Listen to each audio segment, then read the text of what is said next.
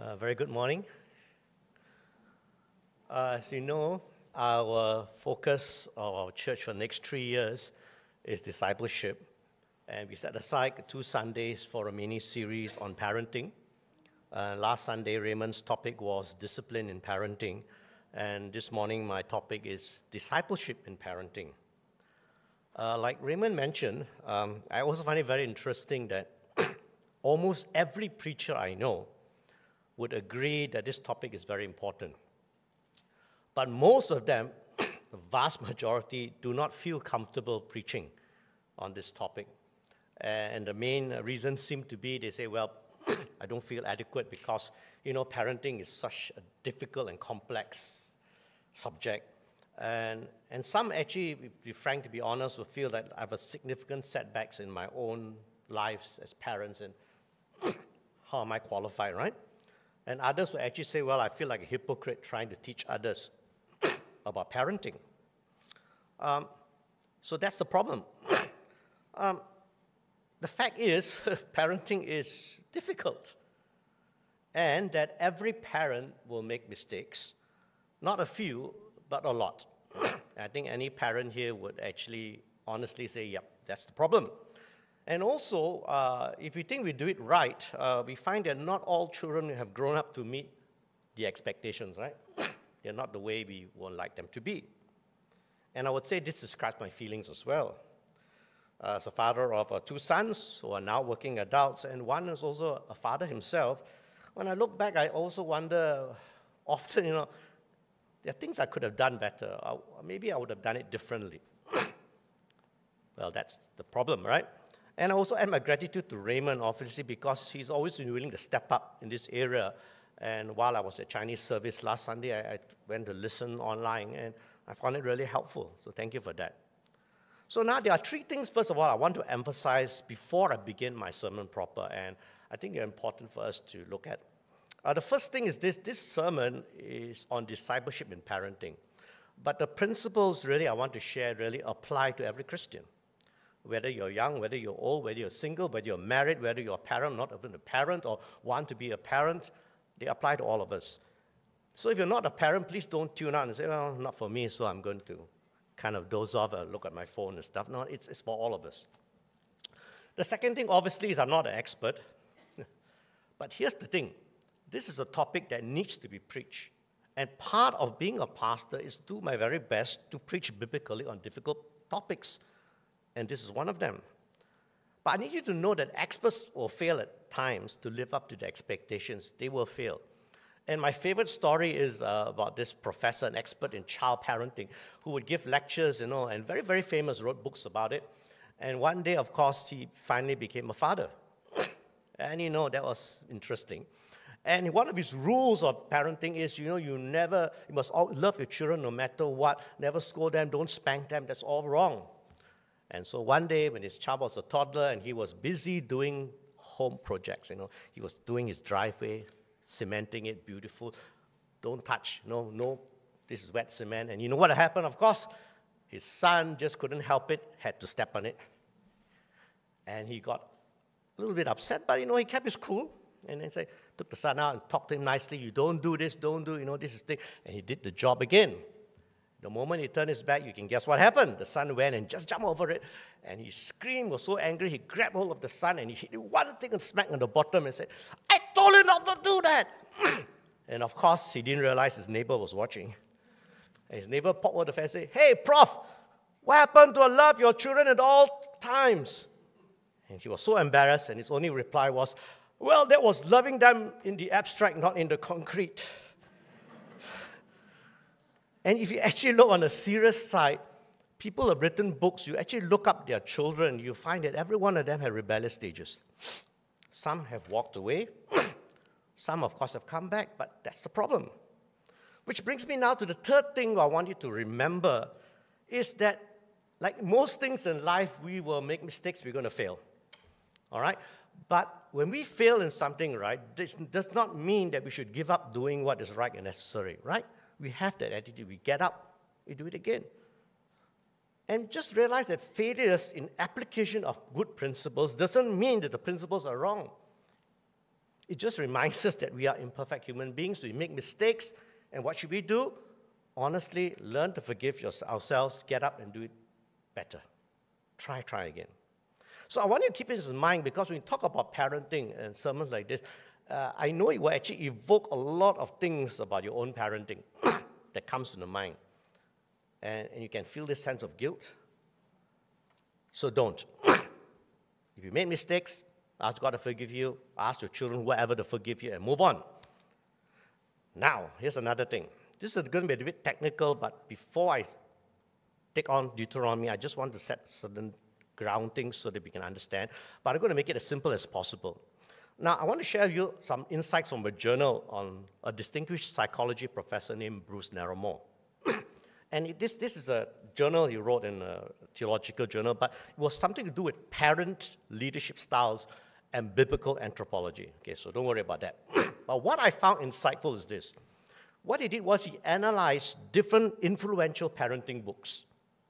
And he then showed, through looking at these books of very established and very well-respected psychologists and parenting experts, to find that, do you realize, he said that there are different approaches? There are different, what we call anthropological and theological assumptions. And this affected the advice they gave and how they viewed parenting. So it's important to note. So what I want to do is just, first of all, is I want you to focus on not just abstract things, but concrete things. And I want you to notice something interesting. If you are the kind of person who likes to read and look up all these books from past generations to the modern generation, Christian and non-Christian alike, you will find that even among Christian parenting experts, their advice is not just varied, but at times they actually contradict one another. You notice that? They actually contradict one another. And the thing is, how do we tell and decide which one to follow? Because they seem to have good success in both their methods, but they seem to contradict. So what I'm trying to say is it will be helpful to better understand, evaluate the underlying assumptions of experts in parenting.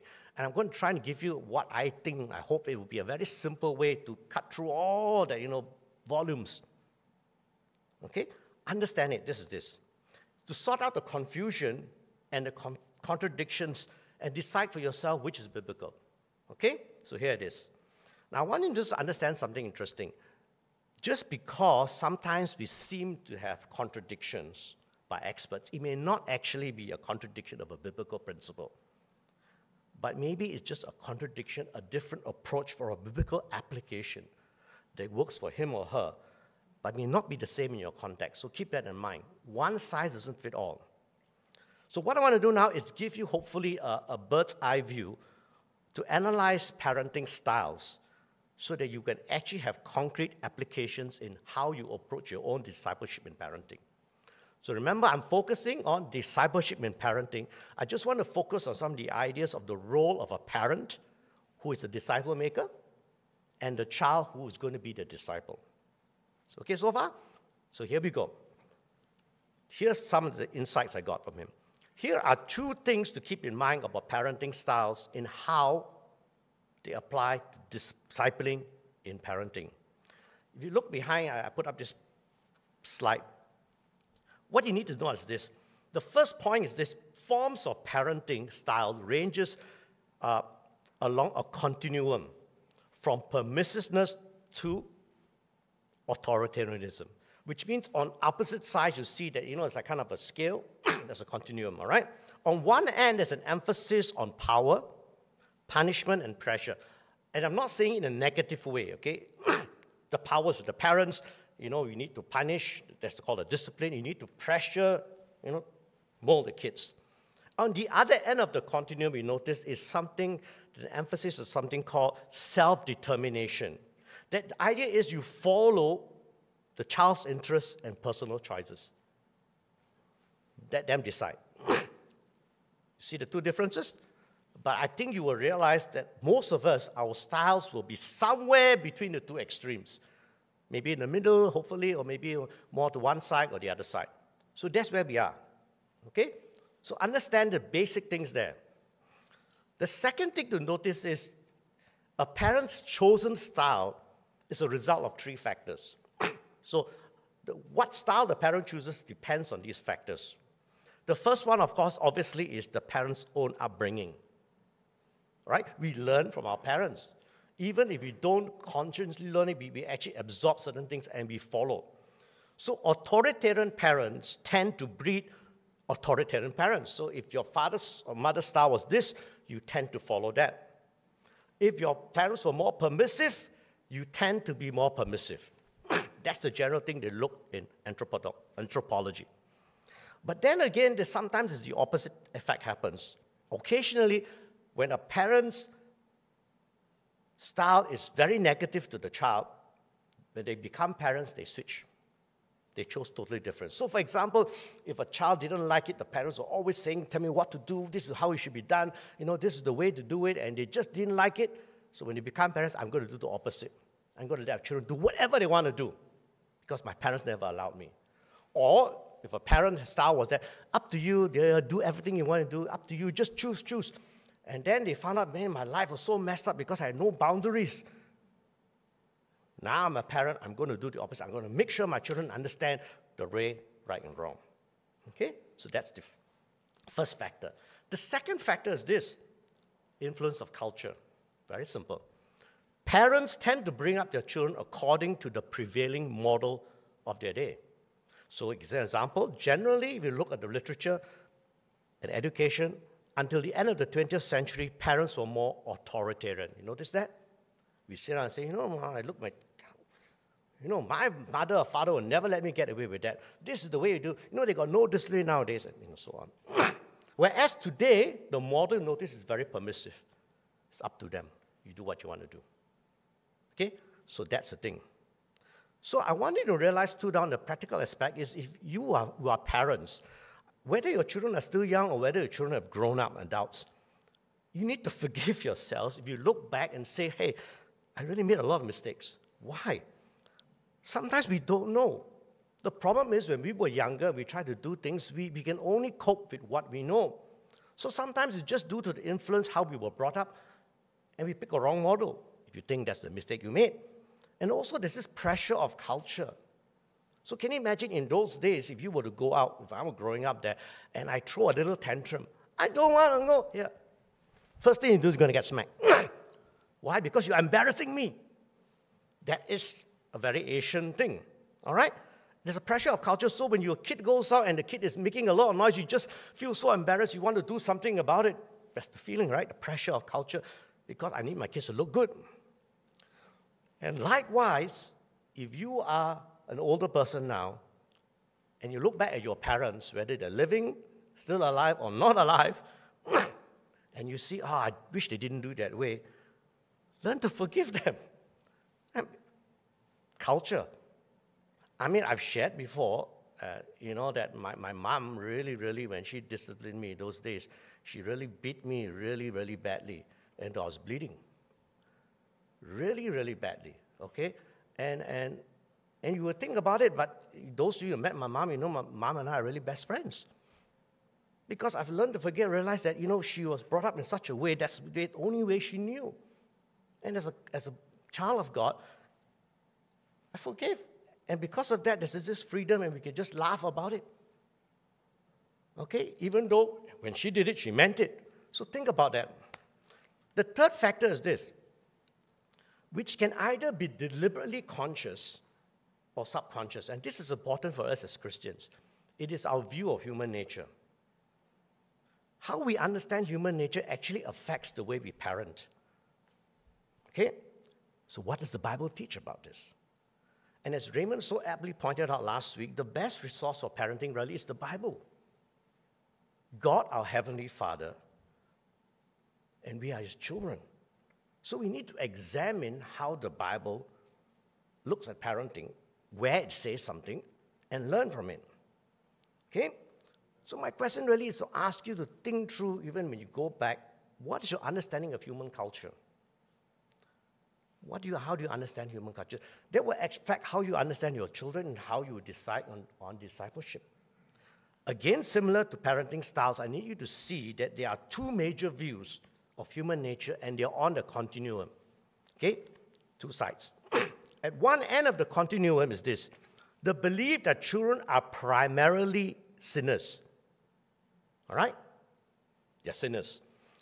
And because evil is more pronounced in children, because they're inexperienced, right? They're immature, and they don't know better, so they tend to actually sin really a lot. Okay? First motive, sin. Sin. That's their mode. Okay, that's the first understanding. So the underlying assumption really is that children will basically rebel against us, and they will make wrong choices. So parenting needs to do what? More authoritarian, more emphasis on power, punishment, pressure. You make sure they're kept in line. So that's the first one. The other end of the continuum, you notice, is interesting.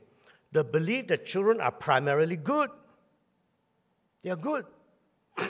So the underlying assumption is that children are innocent.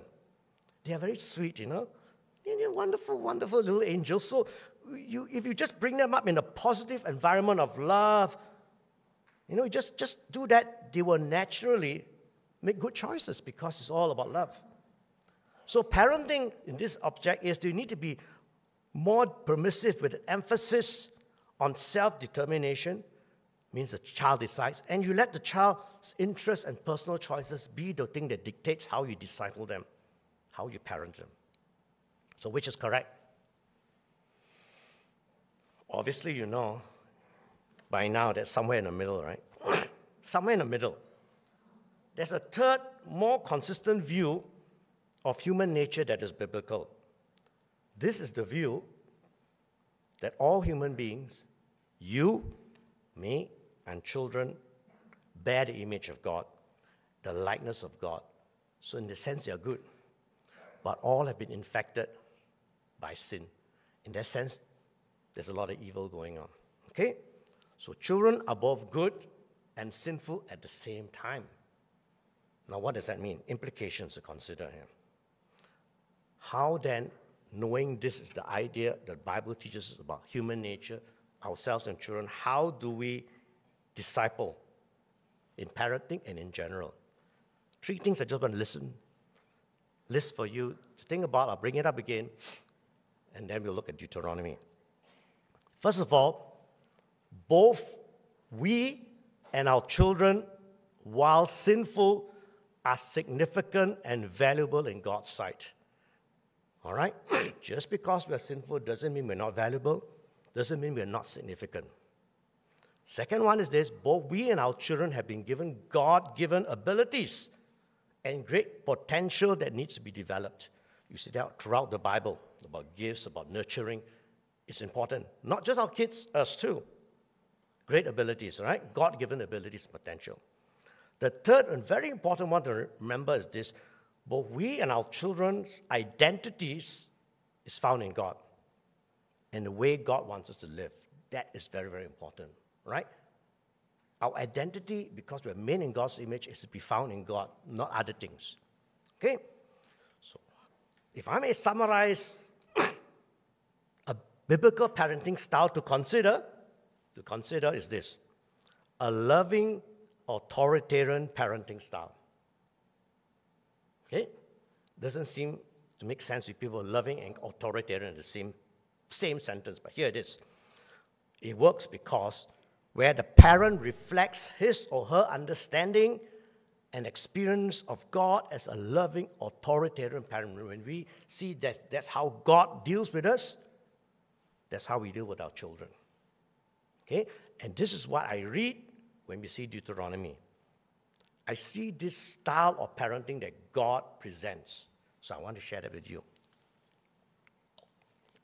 I'm going to read the passage again, and then we'll go through it step by step. This is the commandment, the statutes and the rules that the Lord your God commanded me to teach you, that you may do them in the land to which you are going over to possess it, that you may fear the Lord your God, you and your son and your son's son, by keeping all his statutes and his commandments which I command you all the days of your life, and that your days may be long. Hear therefore, O Israel, and be careful to do them, that it may go well with you, and that you may multiply greatly, as the Lord your God of your fathers has promised you, in a land flowing with milk and honey. Hear, O Israel, the Lord your God is one. You shall love the Lord your God with all your heart, with all your soul, with all your might. And these words which I command you today shall be in your heart. You shall teach them diligently to your children. You shall talk to them when you sit in your house, when you walk by the way, when you lie down, and when you rise. You shall bind them as a sign on your hand, and they shall be as frontlets between your eyes. You shall write them on the doorposts of your house and on your gates. Did you notice, first of all, that this passage begins by connecting parenting with discipleship? You see that? Parenting is described as having a clear discipleship component. Moses said that the law was given by God to him. For what? So that he may teach the people. Why? So that they may do well in the land. When they start their new lives, they're going to do well. Do you remember passages we read like Matthew chapter 28, verses 19 to 20, the Great Commission? We say that is the key passage verses about discipleship. What does it say? Jesus said, go and make disciples, what? Of all nations. Then what? Baptizing them in the name of the Father, Son, Holy Spirit. And then what? What is discipleship about? Then teaching them to obey all they have commanded you. See that teaching component? The purpose of the law, very clearly, is this, that the people may obey. That's why Moses gave them the law and said, this is what God says, is for you to obey. For them to obey, who else? Their children and their grandchildren. 3 generations are mentioned. So you look at verse 2, what do you see here? It says here, that you may fear the Lord your God, you and your son and your son's son. Is that on the stage? Hello? Is that the next slide? By keeping all his statutes and his commandments, which I command you all the days of your life, that your days may be long. So what's that first principle he's bringing up here? The first principle is simply this, that the parent has to understand this. You as a parent must be willing to obey God's commands. God's loving authoritarian parenting style begins when the parents learn to be obedient to God. So basic. Second one, do you notice too that the basis of the obedience was what? Love for God. And he brings up, remember, we shared this before, Israel, Deuteronomy chapter 6, from verse 4 onwards, this is the Shema. This is something every child learns from the day they could understand. They memorize it, they know this. Hear, O Israel, the Lord your God is one. And then what? You shall love the Lord your God with all your heart, with all your soul, with all your might. And these words that I command you today shall be on your heart. Verse 5 here is what Jesus himself explained to us. What's the greatest command? He said, this is it. You shall love the Lord your God with all your heart, with all your soul, with all your might. Jesus quotes this.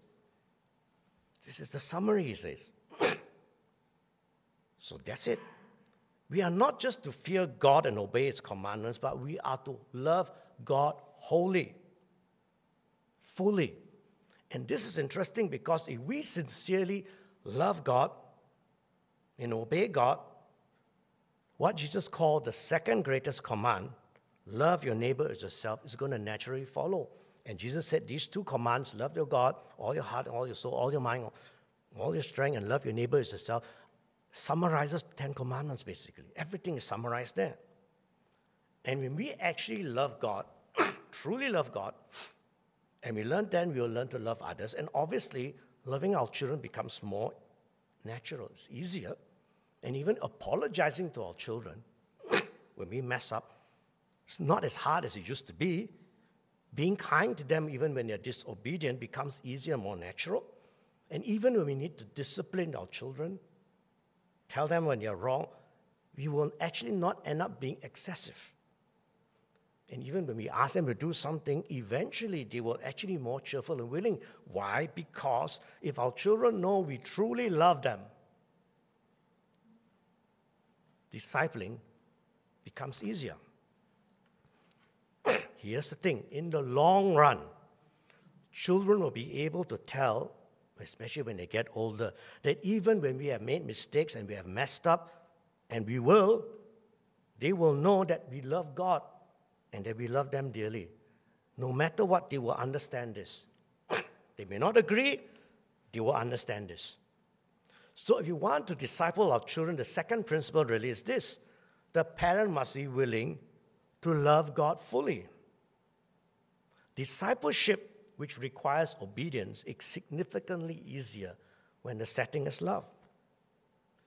And now we go to Deuteronomy chapter 5. Why? Before you get to chapter 6, we have chapter 5. All right? Chapter 5 is about the nation's confirmation of the covenant to live by God's 10 commandments and all the laws that follow. They made this decision. It was repeated in chapter 5 for them, for a new generation. They say, do you understand this? Do you believe this? Will you follow this? And they say, yes, we will follow this because you love us. And therefore, we will follow your commands. And here it is. A practical demonstration of a loving, authoritarian parenting style is when the parents demonstrate love for God through the obedience of God's commands. How do you know you love God? You will obey me. Jesus said, if you love me, you will obey me. Simple as that. So discipleship in parenting is this. It's not do as I say and not as I do, right? We tend to hear that in the old generation. In the words of the Apostle Paul in 1 Corinthians chapter 11, verse 1, this is what he says, be imitators of me, not because I'm so great, as I am of Christ. By that, he was telling them on this discipleship is this, look, you think it's so difficult to follow God's commands. Look at me, I'm following it. I'm doing my best. I'm the example, not because I'm great, because I follow Christ. That's the example.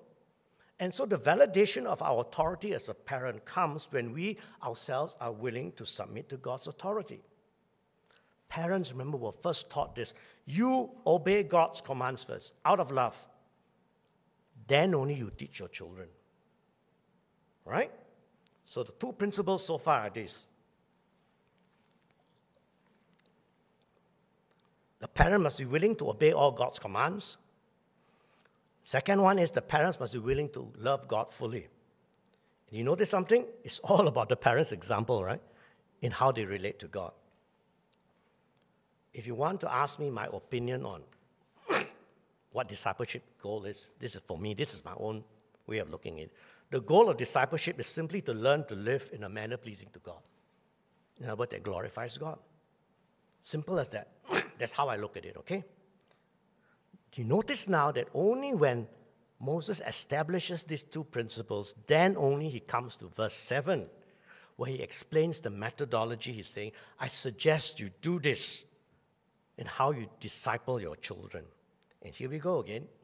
Verse 7, you shall teach them diligently to your children. Teach what? God's commands. And you shall talk of them when you sit down in your house, when you walk by the way, when you lie down, and when you rise. What does it simply mean? He's saying we disciple our children regularly, all the time. How? By our consistent lifestyle. All the time. Notice things are put in yellow highlight. When you talk with, or you disciple, or you teach your children about God.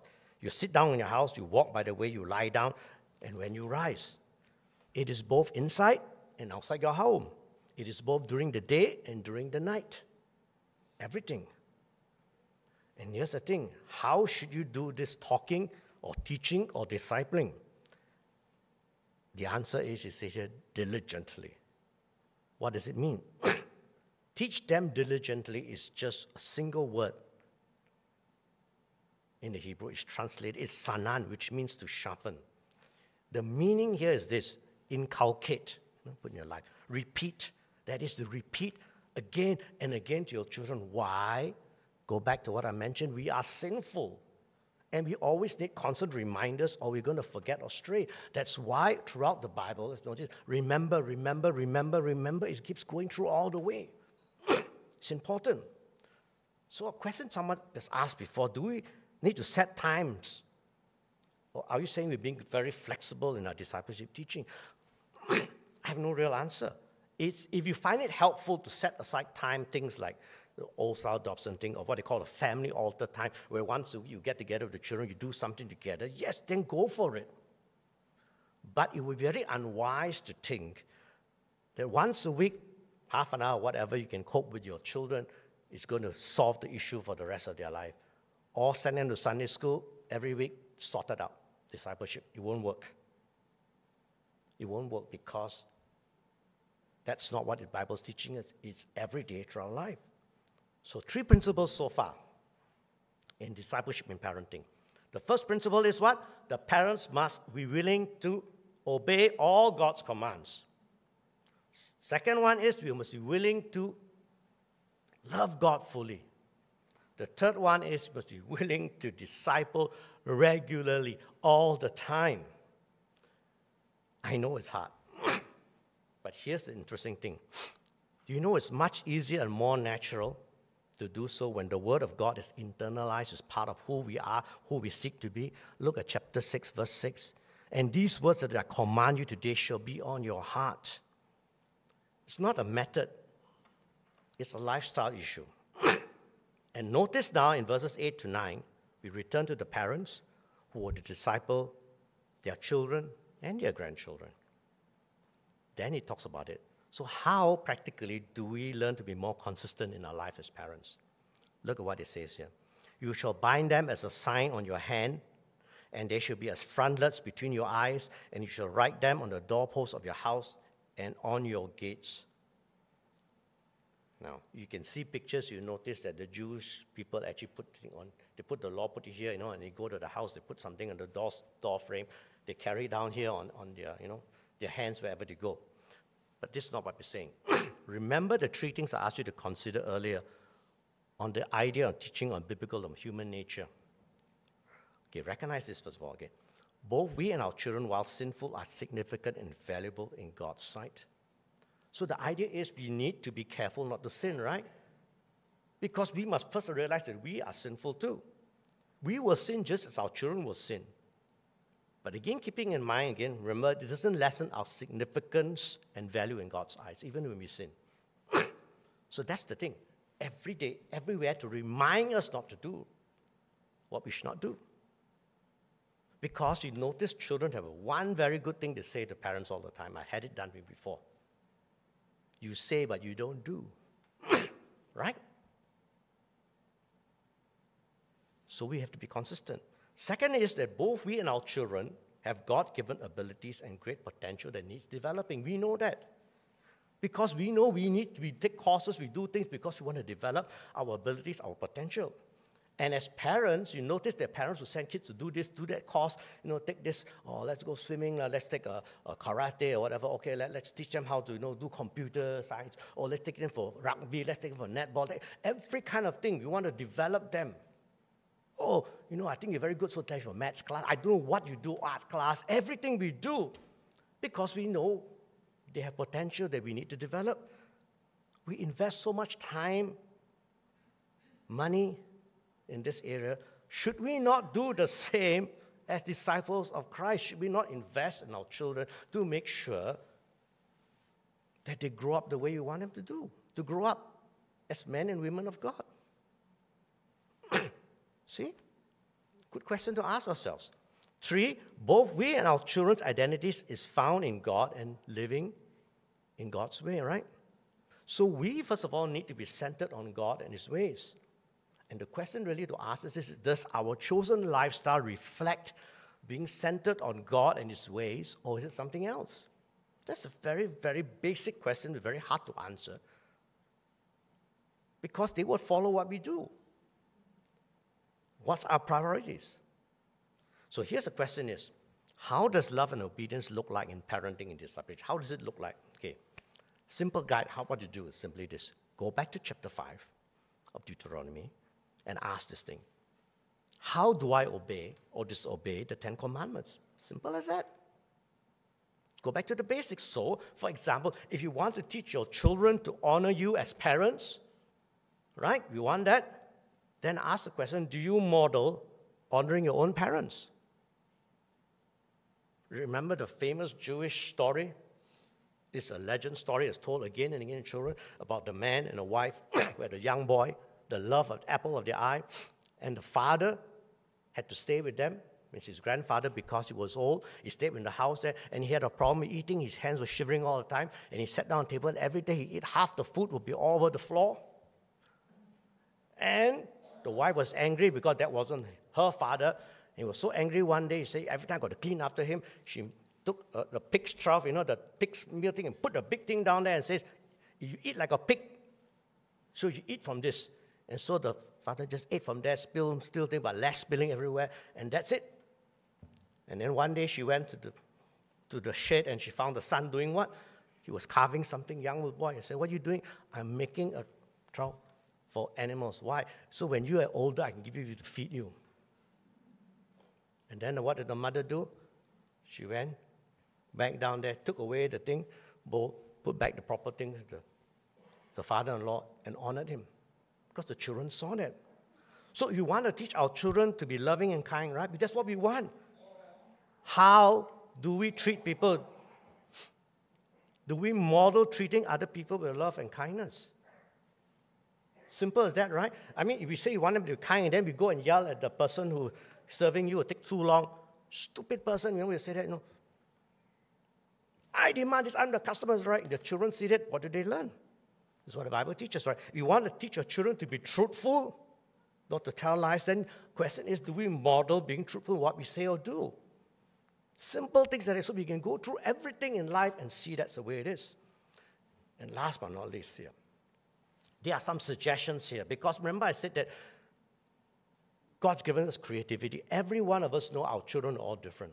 Even in the same family, they're all different. So what do we do? One model doesn't fit all. And I know because one of my sons was very angry at me from younger days, saying I favor the other one. And I was trying to explain that, there's a difference because personality is very, very different. I think older, hopefully God willing, he understands and appreciates this. But here's this. You notice in verse 7, it talks about certain activities. It's a variety of things. So think about it. Some people are good with sharing testimonies and songs. When you talk to them, speak to them, when you travel holidays, they're stuck in the car, what do we talk about? Do we pray with them for important decisions and activities? Do we understand their school, their dating, we have all these things that do we talk about. These are great opportunities that happens all the time. This is not fixed.